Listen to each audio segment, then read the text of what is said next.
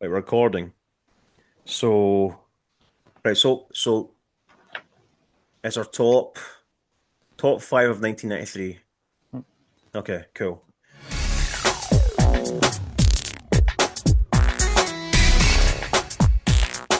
Hi guys, welcome back to the Two Effing Geeks. You've got myself, Jordan, that effing guy, and you've got I was gonna say it Got again. me. You've got You've me got back. you've got Matty Monster, aka the long lost Mitchell brother.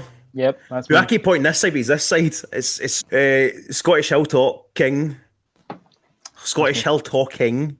Yep. Um, we're here, so we're back again. We're doing our second recording. So if you were lucky enough, or if you gave a shit, you'd have seen our first video, which was hot takes, released into four parts because we spoke for so fucking long. Well, I spoke for so fucking long. You Yep. didn't really say much, but still, Yep. he's going to work on that. It's one of his many skills. He's going to work on tonight. So or today, whenever this is been released. Whenever So you're watching this. whenever you're watching this, Matty's little request. This is Matty's request. And he said, "How about we pick a year and just pick five films from that?" And he picked 1993. So we're doing our top five favorite films of 1993. First of all, I was like, "Fuck, that's a difficult year." And then I remembered one massive movie, Yep. one groundbreaking movie, 65 million years in the making, that was Yep. released that year. And I thought, "Dang, there's one." So before we start, Here right? you go. So what we're going to do is kind of set up the premise of this whole podcast. So I've seen a few different folk do this sort of thing. So it's kind of works away like I don't know. I don't play fantasy football, but I've been told this is kind of how it goes.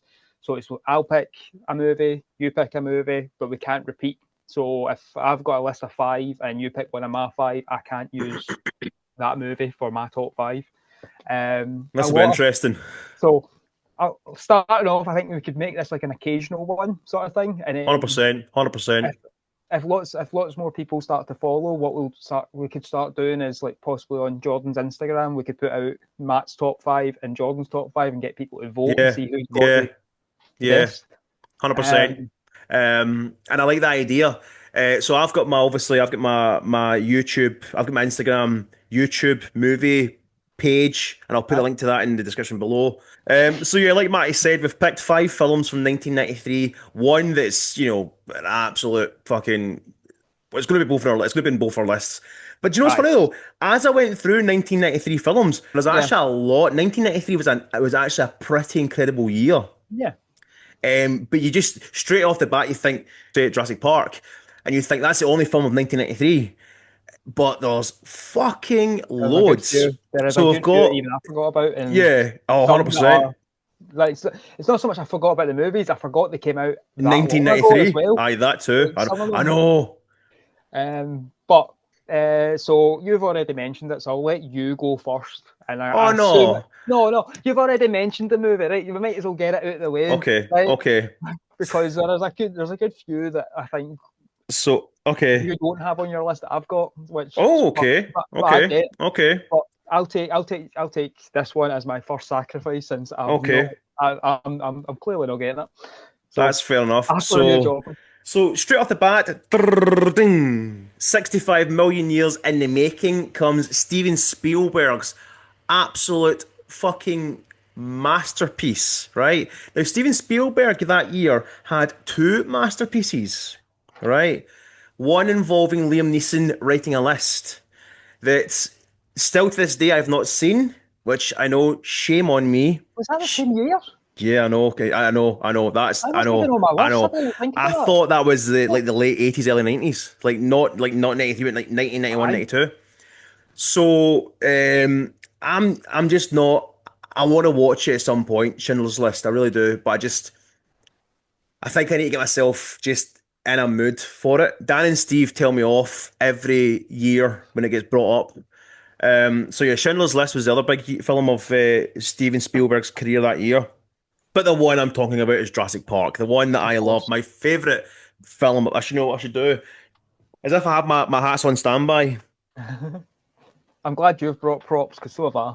Yeah, so Jurassic Park, like I fucking love Jurassic Park. I Who love doesn't? Jurassic Park. I know. I Jurassic don't. Park is I don't trust. just I don't trust anybody who has either not seen Jurassic Park or doesn't yeah, like the original Jurassic Park. yeah. Like the rest are understandable. If you don't like them, fine. There's, Understandable. but there is no Understandable. reason to not love the first movie.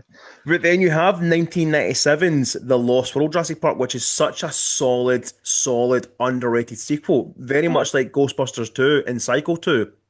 Two films that are so underrated. But yeah, Jurassic Park, like from the minute I saw it on Christmas Day, my mum recorded it in video. It was like the world premiere on BBC One on Christmas Day, in 1995, I think it was. I was blown away by it. I absolutely love it. Like Sam Neill as Alan Grant is just tremendous. Like Harrison Ford originally was offered the role of Alan Grant, which to be fair, I was like, oh, that could have been good. It'd have been too Indiana Jonesy, but it could have been quite good. But Sam Neill just made it. Oh yeah. You've got Laura Dern as Ellie Sattler, Dr. Ellie Sattler, and you had the like majestic, majestic Jeff Goldblum with the shirt. Just it's a t-shirt now. Just like a meme of him just sitting there with his shirt open, just his pecs just looking gorgeous. Dr. Ian Malcolm. And of course, you have obviously, the late greats. It's not Which David Attenborough.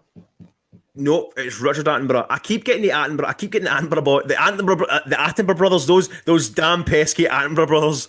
I keep getting them mixed up. So David is the wildlife guy, and Richard is the dinosaur guy.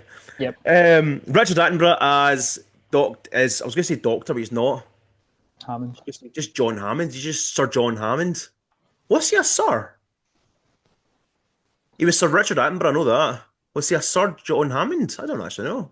But anyway, John Hammond, he created this park by cloning DNA from mosquitoes and all that kind of stuff. Like I've spoke about it for so long, it's not even funny. Like I love Jurassic Park. If you're a fan of the channel, if you're a friend of mine's, you know I love Jurassic Park so goddamn much. The music, the effects, the fact that it's 32 years later, 32 years later, and the effects still look magnificent. Sorry. And behind the scenes as well, how groundbreaking it was to Oh have yeah, this, like the practical effects alongside the CGI, yeah, which kind of helps it make it look as realistic as it does. exactly.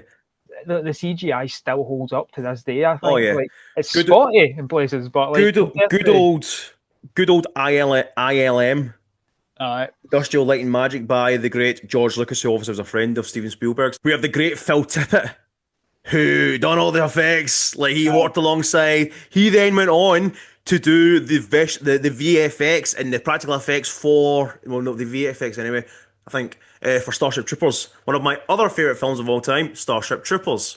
And again, even their special effects still look fucking amazing nearly 30 years later.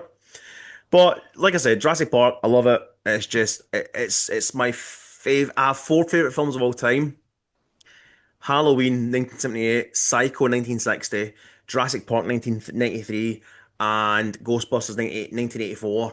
And either one of them could be my favorite film that day. But I think fair. Jurassic Park more has just got that.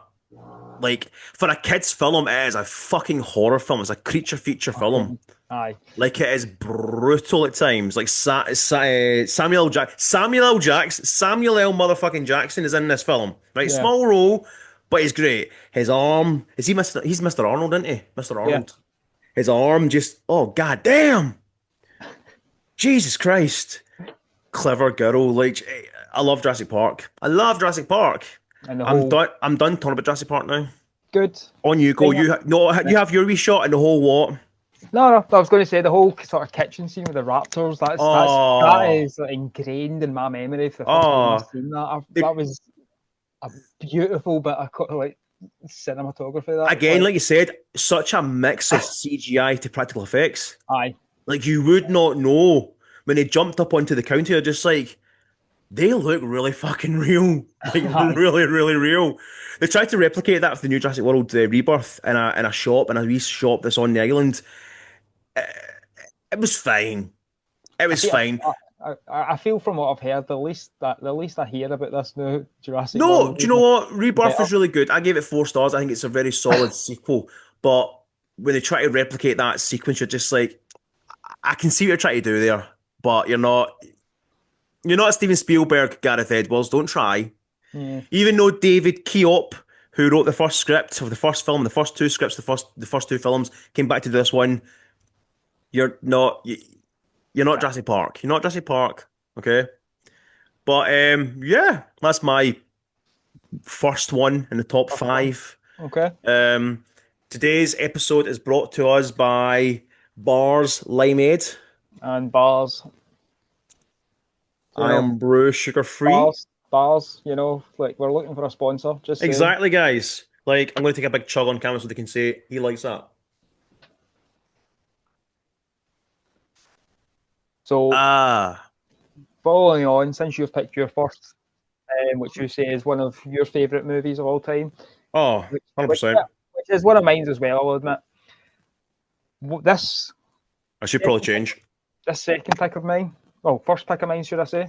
Second pick of the show, Uh, is one of my top 4 movies of all time. And it's also going along the same lines as you with a bit of a prop. okay. So I am dressed, as much as I could. Oh, shit. Are you going to say what I think you're going to say? Yes, I am. Yes, Right. mate. Free fucking Willy. Right. That's on my honourable mention. Well, it's on my list. Nice. Do you know what? Fucking fair play to you for picking Free Willy. Right. What a film. I'll let you speak. On you go. Free Willy. Like, I'll admit, I seen them the wrong way around purely because of the way I seen them. I saw them from a video in the charity shop when I went to the caravan with my gran, and it was just there. So I seen the second one first. Oh, shit. Okay. Fair enough. However, the second one, like, just blew my mind because watching that movie now, you're like, there is no way in hell they would be able to film that No. because of all the restrictions around, killer whales. So the story of Free Willy is about an orca that is in basically. It's not called SeaWorld, but it's kind of along the same lines.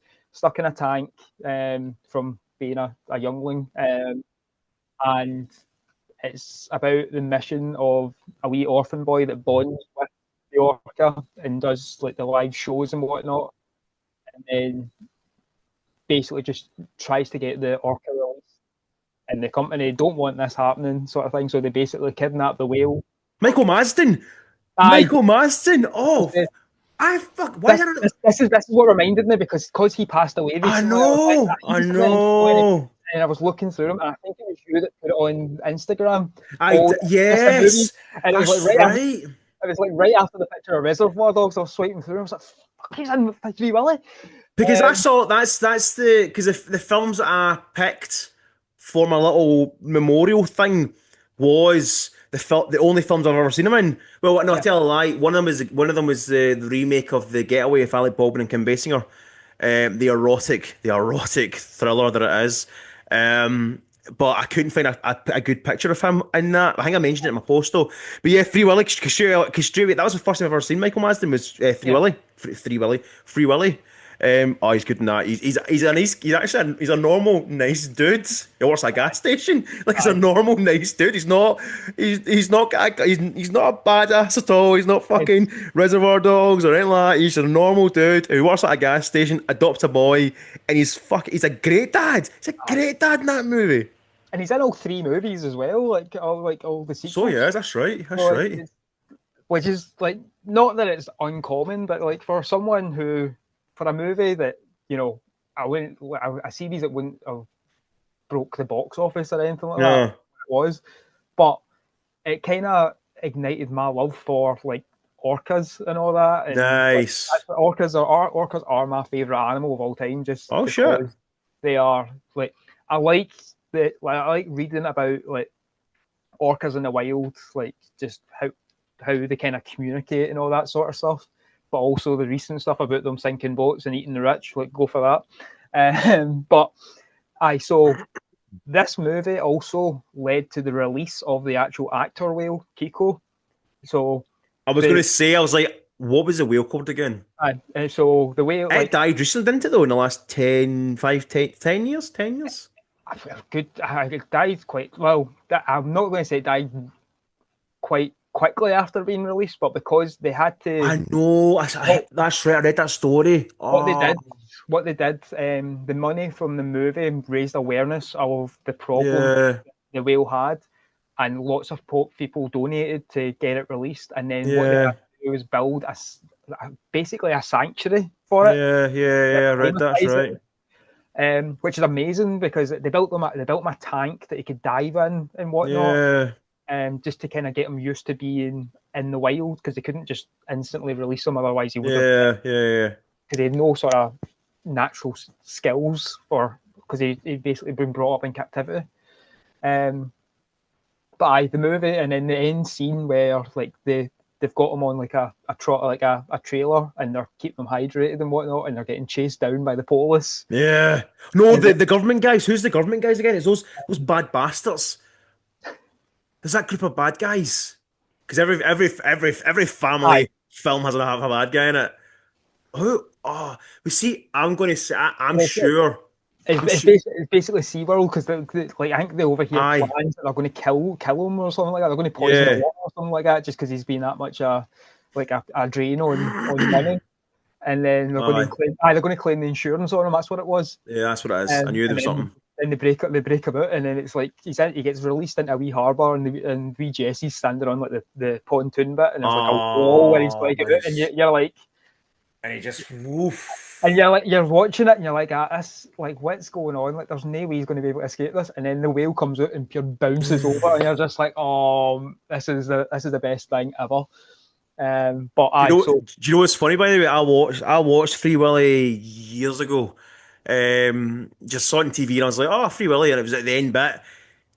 Now, no harm to the film. The film is as a childhood classic, right? But see that I didn't. Right, so obviously, when you're watching as a kid, it all looks real. When you watch it 30 years later, it's not special effects for the whale going over. I didn't realize it was like not photoshopped, but superimposed into the scene. It looks fucking terrible, but it's still a fun film. You're just like, go Kiko, go! Go Willie. The first part of the shooter, like you see, it's clearly CGI of him coming out, but then when you see the slow-mo bit, that's him like on a crane going over, so it is the actual whale above him. Oh, it's brilliant. But it's a cracking movie. Like it's a great film. I've not actually watched it in a good few years, and I think it's because I don't have it anymore. I had it on VHS, and then obviously so did I actually. My VHS player. So I need to try and track it down. I need to track all three of them because I loved all three of the movies. Like I think they're on. I've seen them out. I've seen them out in the wild on DVD. I'll probably get it on YouTube or something like that. Like I will get. I'll buy it on YouTube to get it in good quality, but like I'll happily sink money into it. Oh yeah. I love Free Willy. Love Free Willy. Because of all the stuff that's happened with killer whales nowadays, there's no way in hell they would be able to film something like that. Like it'd be. They did try and do it with Steve Irwin's. Yeah, Bindi Irwin. But I think it was all a big mechanical, big prosthetic whale, pretty much like Jaws. And I think there's a lot of CGI and stuff like that. And it just kind of, I've seen clips of it. I'm just like, oh god. Because of all the stuff that happened at SeaWorld in the Blackfish documentary, there's no way they're going to be able to allow folk to go in a tank with a captive killer whale. Yeah. Do you know what's funny though? I always thought whales were friendly, but whales are literally quite literally killer whales. Yeah, they're called that. I didn't know that, but I just thought they were called killer whales because they killed sea lions. I didn't realize they actually will fucking turn on you. Yeah. Like what the fuck? That's the thing. There's never been a recorded instance in the wild of a whale attacking anybody up until recently. But when you look at it, all the ones that have been captive, like most of them are like. But it's the same thing. Most protesters will say who I am. Like I feel like I would be in that sort of sense of if you're stuck in a bathtub for most of your life, would you not go after your nut? Like so. it does raise a good bit of awareness in a way Yeah, for yeah. it, but also it's a happy ending story as well, where he does get out into the wild and he's I didn't taking know about you his had such. oldest son. I didn't know you had such a love for Wales, man. That's cool. Oh man, I love Wales. That's cool. That's cool. I like that. So your first one. So my first one is Jurassic Park. Your first one is a Free Willy. not so much Jurassic Park, but it's yeah, Free Willy. Yeah, Free Willy. Do you know what's funny though? For the first time ever, a few weeks ago, I watched it's essentially a Jaws ripoff with the original Orca. Dumbledore. Yeah, Orca. I You know, downloaded that the other night you, because I found remember Free Willy. I was like, I need to watch Orca again. I've only just saw it, and like Charlotte Rampling is fucking gorgeous, right? She's gorgeous in that movie, right? And you have the original Dumbledore. Complete football. He's essentially the Quint of the film. Aye, It's essentially just Jaws with a whale. But you know I, what though? You feel so fucking sorry for the whale, and you think, you know what? Fuck you. yeah, yeah. Kill, kill, and it does a lot of things that shouldn't probably be even whale possible, killer whale possible. But you know what? I'm Oh like, yeah. fuck yes, I I'm all for the remember. whale. I remember when I first came across Orca. It was when I was watching. Remember AVGN, the Angry Video Game Nerd. He used to do like on his website. We used to be like every year leading up to Halloween in October. He would do like a movie a day. Like, he would do a review on it. And Okay. then one year it was horror movies involving animals. And Orca, I think Orca was on it. And I was like, I was into Orcas at the time, so I was like, I'll see what this is about. As you And do. then I watched just the clips of it they were showing us. I was like, this looks like Jaws, but with a killer whale. It literally is. And it's brilliant. And then I was like, I watched it But the other day. you're on the whale side though. Aye, and then I watched it the other day, 100%. and I forgot the very first 10 minutes of the movie.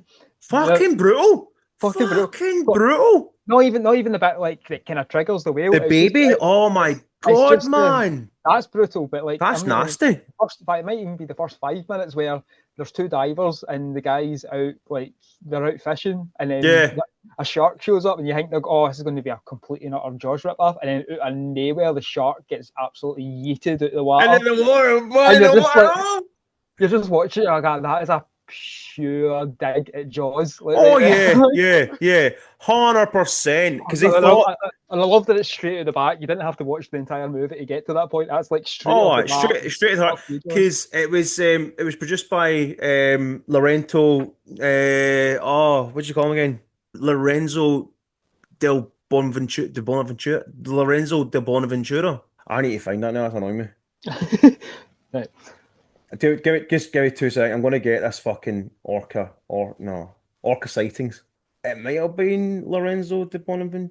Oh, it was executive producer Dino De Laurentiis. He wanted to make his movie basically be the killer whale version of Jaws, and he was hoping for it to be a massive success because it was the budget's between 6 and 7.5 million, and it only made back 14.7 million. So not a massive failure, but it wasn't Jaws. But yeah, the opening sequence obviously are just like they're just like, Jaws was that, this is ours, and I was like, fair play to them, Yeah. balls. But yeah, so Dino De Laurentiis, but Lorenzo Bonaventura was the producer of the Transformers films and among other things, but I can't. Fuck googling him. Anyway, so you're saying my top is Jurassic Park. Your top is Free Willy. Right. My next one is another one of my favorite films of all time, Mrs. Doubtfire. Oh, Man, dude, no man, dude, like a lady.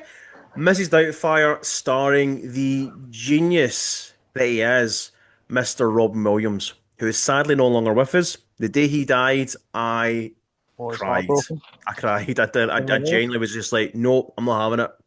I'm not having it. Like, like the sequence where he's talking to the fucking woman, and he's just doing all these impressions. I can do an impression of a hot dog. It's just like, it's fucking brilliant. It's just, I love that clip. I love that clip. Just watching that clip. I mean, it's just fuck. And he goes to see his brother, and he's just like, "Can you make me look like a woman?" He's like, "I'm so happy," because he's obviously gay, and he's just, "I'm so happy," because he thinks someone's a woman. I'm just like, "Oh fuck." I love Mrs. Doubtfire. It's so fucking brilliant. It is so genius. It is Robin Williams at his best. Now that man can do serious. He can do serious. Like 1 Hour Photo is a psychological fucking horror film, and it's not even a horror film. He plays a photo op guy. It's like you remember when Asda and all that used to have like the wee 1 Hour Photo booths, and Aye, you used to leave your wee roll, camera roll. He worked in one of the things in a shopping mall in America, and he was called Cy the photo guy. He was fucking dark, and there's also that one with Al Pacino, Insomnia. But anyway, aye. blah, blah, blah, blah. Mrs. Doubtfire, I love it. Like I like Pierce Brosnan gets made to look like an absolute prick in that movie before Bond. Like the whole film is just so like I could watch it again and again and again. It's so funny. Like it's just, it's just fucking a lot. I'm thinking about things right now. I'm just like that point as well. I'll be honest, like The whole time. I didn't like at first. I didn't actually sit down and watch it the whole way through until maybe a couple of years ago. What the Not fuck? that, not that I didn't enjoy it. It's First just of all, you said Daniel Craig was miscast as James Bond. Now you're saying that I'm not really. Mr. Doubtfire's all right. no, I love the movie. I don't know why I put it off for so long, or the fact that I couldn't sit through it. I don't know what it is. It's back in my mentality, but I did eventually sit down and watch it and actually pay attention and watch it. Like I had it Yeah, on in the background at most times and watched, and I remember all the funny bits that everybody else knows. But I was like, never actually paid attention to it. Like I it's just watched also it for the laughs. it's also so emotional. Like it's about one man Aye, trying to because obviously his wife Miranda is like she's what do you call her? I was gonna say Bonnie Hunt. It's not Bonnie Hunt. Sally Field. aye, She's just like, nah, it's divorce, all that kind of stuff. And he's just like, that's not happening. So she gets a divorce, blah, blah, blah. And then because he's so Daniel, so because he's so like just treated as if he's just a big fucking idiot, it kind of does. I watch it and think, damn, he's literally me. Like that would be me though. I would try and just be the best dad ever to a point where it would actually wreck my marriage. You aye. know what I mean? And that's literally what happened. So it's like a one man struggle just trying to get his kids back. So he thinks, I know what I'll do. She's looking for a babysitter. And he's like, I'll look after them. And she's just like, no, you can do it like once a week, blah, blah, blah. And he's like, I'm going to dress up like a woman. I'm going to be Euthygenia Doubtfire. You know what I mean? I'm a hip hop granny who can hip hop, beat pop, dance to the drop, dance till you drop, yo, make a mean cup of cocoa. And she's just fucking amazing. Like you do not, you honestly believe it's a whole different, she's her own person. Like you do not, but think, remember, you forget, you get so absorbed into it, you forget that's Robin Williams with some fake titties and a big wig. You're just like, what the fuck? Oh, I love Mrs. Doubtfire. I love Mrs. Doubtfire. And it's one of those comedies though that it doesn't matter when it is. It could be, I mean, it's 32 years ago. Again, it could be like 40 years from now, and it'll still be a comedy that people can relate to. It's not one of those comedies where it's of its time, all that kind of stuff. Like those 80s dick and fart joke movies and the sex comedies, they aged not too well. Mrs. Doubtfire has aged like a fine fucking wine. Like it does Aye. not age. It's not out of date. The comedy's still there. There's no wokeness. There's no racial slurs. There's nothing. It's such a family friendly comedy that it just is so glorious. I cannot wait to show Darcy it. It's one Cannot of wait. it's one of Robin's masterpieces. Oh, I think. 100%. Um, I can't think of anything to fault that. That's a very good number two for you. Thank you. Um, What's your so number two? my number two, we'll keep it with comedy. So my number two is going to be Cool Running. What a movie! I Right? did struggle with that, by the way. I struggled with. I've got another Disney film on this list on my top one, but it was between that and Cool Runnings. I was like, oh, it's difficult.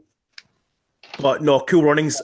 Cool Runnings, I thought if I don't mention it, you'll at least mention it. My first time watching this was I was in high school, and it was actually in school. We watched it. We watched it for PE one time. Like that's the sort of PE classes you Were get. you training to be? Were you training to be a bobsled team in Greenock? What I don't know. Like, I genuinely just think the teacher was going to be Tremendous. asked. Like our teacher, I'm not going to mention their name because they still work there. But they used to be one of the ones who would be like they'd always have their favourites for like PE, and I was a skinny boy, so obviously I wasn't one of them. So they would go and Well, do I the was a fat boy, so I definitely was one of them. So like I enjoyed doing PE, but there were times where we had Hated it. there were some times when the classroom was like mostly arseholes at times. So the teacher just couldn't be arsed dealing with you, so they would stick a movie on. Cool Runnings. But to keep it within the curriculum, they always put a sporty movie on. So like that was always his excuse when we were asking. Oh, So we had Field did of he Dreams with fucking Field everything, of man. Dreams, brilliant. Did he show you? Did he ever show you basketball? No, Matt Stone and Terry Trey Parker's fucking. That's I don't know. I that's don't a know great how. fucking movie. I don't know. I obviously wasn't asking other teachers about this, but I don't know how he got away with showing us Adam Sandler's version of The Longest Yard. Like, Oh, classic, with all the classic. WWE wrestlers and all that, and I'm like, I'm naming them all. I know. See, when you actually, Like, I watched that a few weeks ago for the first time in fucking 20 years, because it's 20 years old this year actually. The Great Khali, Stone Cold Steve Austin, Goldberg, Kevin Kevin Nash. Nash. The Great Khali was funny as fuck, by the way. Because Sandler is like a massive wrestling fan, so Is like, he? he turns up to like WrestleMania Oh every shit, I didn't year. know that. Him, Happy him and Gilmore 2's out next week. and Oh, Becky your Lynch is in it. t-shirt! Get your t-shirt on! Where is your Happy Gilmore t-shirt that he Well- showed up, ladies and gentlemen, to my stag do wearing? I was like, fuck. Well, to be fair, we went to Top Golf, so I was Aye. like, you know what, fair play to you. I'm a little bit annoyed though. Like Happy Gilmore 2 should have been in the cinema. Aye, It should have been. I know he's got his Netflix deal, but it's Happy Gilmore. It'll probably be shite, Yeah, but it'll be fun 90s nostalgic shite. aye. Like only the 90s kids will get the shiteness of it all. Right, getting back to it. Right, Yes. so cool running. Since I've only said the name and I've not spoken. Cool Runnings. So So- John, the great John Candy, the late great aye. John Candy. That's the thing. That was a little bit. I mean, it's a great Disney film, and kids love it. I loved it as a kid, but it's also got some heart. It's also got some really dramatic kind of like because obviously was it not John Candy's character threw his other team off he was a bobslayer, wasn't he, or something like that? Or was he the coach of the overs? I think he was the coach originally, where he was disgraced because he had this idea. It was meant to be a pure revolutionary idea of using Olympic sprinters as bobsledders. Okay. Because of this, because of how fast they could sprint, he thought if we could apply that to ice, it would. But did they not crash? Is someone not die or something like that? Or he was something anyway, wasn't it? Something happened anyway. Something dark happened. I can't remember if he was a bobsledder and like his whole. I think he was. I don't know if he was the driver and his whole team got wiped out or something. It was something like it was a pure black sheep in the movie, like all the other teams. But it's a happy film though. It's a happy, funny film. It's a happy film, but it's also Is it not based on a true story as well? Like it's based on a proper Jamaican bobsled team. Aye, so it's because Jamaica never had something like that, and there is I think as well when you watch it like nowadays, there is a lot of, and I don't really want to get into it, but there is some touchy kind of like underlining racial discrimination against it because obviously they're a whole black team, and obviously because they're from Jamaica, but there's a proper kind of like. I'm not saying there might not be, but what I took from it and what a lot of people I've seen recently on YouTube or spoke to in the last few years said that there was a lot of kind of underlining kind of racial slurs towards them, and they were so fucking funny. You dead? Yeah, man. Was it You're dead, man. Dinka, you dead, man? Yeah, man. Oh fuck! So good. It was so good, and you know that was it Sankla? Sanka. You know Sanka was a stoner. Oh, aye. Sanka was a stoner because there's the Aye, stoner. the scene where they come out of the airport when they arrive in Canada and they come out and like they're like that. He nips back in, puts everything on, including his bag, and then comes out and he's just breathing. And I got Sanka, what you smoking? I got nothing, man. I'm breathing. He was there. So you had the Olympic. You had the Olympic runner, the sprinter, Aye, the main guy. You had the muscle man. You had Sanka, who was essentially the Jamaican stoner dude in a Disney family friendly film, and then you had the posh boy. aye. There's four of them, weren't there? You had the posh boy. The posh one was the one that like basically paid his way into being on the Yeah, Olympic team and then mucked yeah. up for everyone because he's the one that tripped up and decked them all. Like, Oh, I know um, the end was so emotional. Oh my God, and man, then what a like movie. like half of them started off as like they all hated each other, and Yeah. then by the end of it, they're all pure proper family, Oh, man. It's like it's a cracking family comedy, man. I love that movie. Aye, because the rich boy's dad was disgusted at why do you want to be a bank manager, work in the aye, bank? And he's like, I want to be able, and he's, and that, because I think, is his dad not just like, just basically shut him off, but then shows up at the end when aye. oh my God, man. Oh, it's such a good movie. One of the other scenes that kind of sticks out for me is like the main guy. I can't remember his name. The one The that's like sprinter, the the one, sprinter. the one that's like the main guy in it. So like he's trying to get his head in the game of how to be a leader and all that sort of thing, and he starts watching like the Swiss team, who are like who at the time were like the fucking gods of bobsledding, Yeah. and they're like, why are you trying to be like us? Like you guys clearly are The having a lot. privileged white You guys, guys. the white guys are like that. We're watching yous, and yeah, we're laughing, but we're laughing at how much fun you guys are having doing this. Yeah, yeah. Like, That's right, because they think right, that the world's right, laughing, but they're right, laughing because they think they're just having so much fun. because he's trying to be like the Swiss team, and the Yeah. guys are just not having it. Like he's trying to be a pure strict leader, and he's like, no, find your own way of being a leader, and it works. Which is always a good life lesson as Yeah, well. of course. Don't instantly copy someone. No. Find your own path. Another Disney film, another Disney classic that I forgot was 1993, and it is a horror, a Ooh, Disney horror film. Because it is essentially a horror film, and that is Hocus Pocus. There's a shite on oh, your focus. I mean, Hocus there's pizza Pocus. on your focus. I love Hocus Pocus. Like every Halloween, I watch Hocus Pocus. I watched the new one. Didn't like it, thought it was disgraceful. I'm just not my thing, but there is no one. Hocus Pocus is just, it's so good. Like it is, in my opinion, it's the most Disney went when they delved into the horror genre of witchcraft and zombie. You have the zombie, you have a fucking zombie in the movie. You have Billy, played by Doug Jones, the motion capture body performer, Doug Jones. And like I love Hocus Pocus. Like when I first saw it, I saw the uncut, no, the cut version, the happy cut version. The uncut version is actually pretty fucking dark. Like you have like the three Sanderson sisters getting strung up to get hung, and you don't see that in the TV version, but in the DVD version and uncut version, you see the rope go, and they just about to just, and it cuts to present day, and you're just like, fuck, that's dark for a Disney film. Other than the zombie walking about and the fucking cat getting ran over by a car, you know what I mean? Like, Hocus Pocus is so good. Like, it's Sarah Jessica Parker was fucking hot, man. I had a crush on her watching that film. Come, little children. Like, I was like, I'd fucking go with you. I would walk off a cliff.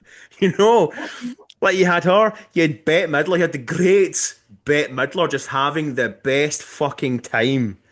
She had the Aye, best time playing Winnie that one. Sanderson. Fuck, Aye. Winnie Sanderson. And then you had the larger one who was from Sister Act. I forget her name was. I forget the Sanderson sisters' names. I know Winnie, and the other two, the skinny one and the fat one. That's literally it. And I know that sounds really bad, but I'm fat myself, so it's okay. I've Um, I've got nothing to add on this because I've never seen Hocus you've never Pocus. seen Hocus Pocus? I Does don't it know shit what my focus? I don't know if it's just because I've never really seen anything that's kind of advertised it for me other until TikTok came out. That's when everything started going mental. But it was I more put a spell on you, and aye, now you're mine, gone, gone, so long. Because I remember when the second one came out, everybody at Halloween was kind of dressing up with them. And I'm like, Fucking terrible. Do you know what? Yeah. It reignited the love for the first one, but the second one's terrible. It's just fucking. I'll give it. I'll Oh. probably watch it at some point. It's just it's never been one of those ones where I don't know what it is. If it's just live action Disney, like it's just I'm less interested in nowadays. I don't know what it is. No, I get that. I get that. I think there's kids who grew up with the animated Disney, and that's it, animated for life. And there's kids who grew up with the live action, and then there's kids like me who had the best of both worlds. Like Aye. I love both. I love the anime. I grew up with the animated Disney. That was obviously the biggest kind of thing. Like I never really seen like the Herbie movies, and you had the first Freaky Friday from 1973 or whatever with Jodie Foster, but Mhm. I'd never really grew up with them until later in the 90s. But like my thing was like Lady and the Tramp, The Jungle Book, blah blah, all the classic 90s, all the classic Disney animated movies. And then as the 90s went on, I got introduced to all the live action kind of ones, like I said, Hocus Pocus. I will give it a chance at some point. It's not on my top end of my list of That's ones I need to fair. catch up on. But, Um, but yeah, Hocus Pocus. is that you? That's Focus, it, because focus. there's not much to say on that, because like it's a great film. It's a great soundtrack. Like I said, anytime the three of them start singing, you're just like, this is fucking like they do the whole. So when they're doing the whole, I put a spell on you. She literally has put a spell on all the parents, but they all think this is because they're all at a Halloween party and they're like, she's great, fucking yes. But what they don't realize is the kids realize is she's put a spell on all of them. Yeah. And it's proper like it's dark, like it is dark. I've got two with basically the same lead actor in it, so I'm going to go with the first one. Oh, My first one okay. from with the lead actor of Mr. Stallone is, Oh, okay. All is right. Okay. so my first one is going to be Cliffhanger. Oh, okay. Right, I've got that. I've got that on the ones who never made the cuts. well, so I'm going with Cliffhanger purely because like Great film. anybody who watches my gear knows I'm an outdoorsy guy, so I'm all about Of anything course. I mean, about climbing and all that. that perfectly fits for you. Although you love your climbing, but you've never actually been chased by bad guys up a cliff, up a cliff, up a mountain. But you never know. Still Not early. yet, right? But so outdoorsy, all about that, and then you throw in a wee mix of Die Hard, and you've got a cracking movie on your hands. The director of Die Hard 2, Rennie Harlan. Yes, Yes, Rennie Harlan, director of Die Hard 2. Yes. I can't remember if he's mountain rescue or if he's just like a sort of climbing instructor or sort of some sort, or just a I climber think in he. general. I think he was. I think he's just an adrenaline junkie. Aye. So like he at the very start of the movie, where he's doing like a sort of, it's not a zip line, but it's a line from one rock to another up a big hill, and then there's a disaster Very, happens. very Ace Ventura when nature calls. Yes, yes. If you've seen that and you haven't seen Cliffhanger, it's literally that. I mean, do you know what? Actually, this I'm sure Is the that not? opening. Is that not where they spoofed it from? Yeah, I was Is it? going to say it. Aye, Is the opening of When Nature Calls not literally a spoof? aye, aye. It Because is it's him the with monkey. the monkey. Oh, Um, although I felt aye, more sad for the monkey. aye. I'm not being a dick So here, but I felt more it so mad. starts Okay. off with Sylvester Stallone going up to give his pals a hand getting across this line, and the girl is Oh going shit! across, and then they clip Michael go. Rooker. Michael Yep, Rooker's the guy. aye, Oh yes. aye, a very young Yondu. Oh shit! So it is. Um, and what happens is there's an accident. The gear fails, and they get the guy who is Michael, the lassie who is Michael Rooker's fiance falls. And then after that, like Stallone kind of takes a step back and he's like, I'm going to I need to leave sort of thing. But he's still like active doing all his gear and all that. And eventually, I think it's there's a plane crash into it. Like it's like the guys that I've not seen it's Cliffhanger been a minute since I've seen it in as well. so long. From what I I can th- remember, there's a plane crash at the top of the mountains. They radio for help, and when they get there, they find that there's lots of cash. and whatnot. And Does it not, if I'm correct, I'm sorry for interrupting here, but is it not, I don't, as if I don't interrupt all the time, does it not skip to a year later? yeah. All this happens like a year after the It's a year original. later, and they're back up. Is he not back up cliffhanging, I guess? And some, yeah, aye, I think. Either way, it's all action packed. Yeah, And then there's who cares about the details? It's an the action one packed fucking adventure. the one thing that kind of always reminds me about this movie is there's a scene where I don't know if it's like a basically the equivalent of a Scottish bothy on this mountain where it's got climbing gear and all that. But it's like on display in a way, like it's like it looks like a museum for some reason. It's like all behind glass and shit, and they end up because they need ropes for kind of getting back down the mountain. So they end up using like ropes that's ancient and it's been lying for so long. And then when they go out to use it, basically they know it's going to snap, so they're trying their best to get as much use of it as possible. Yeah. And it was like the most realistic thing I've ever actually seen in a movie when it comes to people just picking up random gear. It's the equivalent of like when people go around picking up random clips for guns and all that in movies, Yeah. and it instantly fits. I was like, that is something that actually it would happen. Like there would be rope lying there, but it would be deteriorating because it's not getting used. I was like, that's pure fucking mind blowing to me.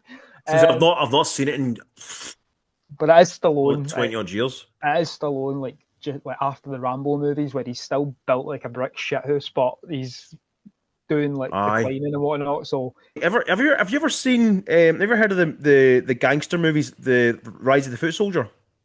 Yes. So Craig Fairbrass, who plays Pat Tate in the Foot Soldier films, actually he had a small role. It was one of his kind of like, I think it was one of his big first Hollywood first movie roles in Hollywood, and he was what do you call it, a henchman in Cliffhanger. Oh, did not know that. And if I can find it, I'll put an image up here now.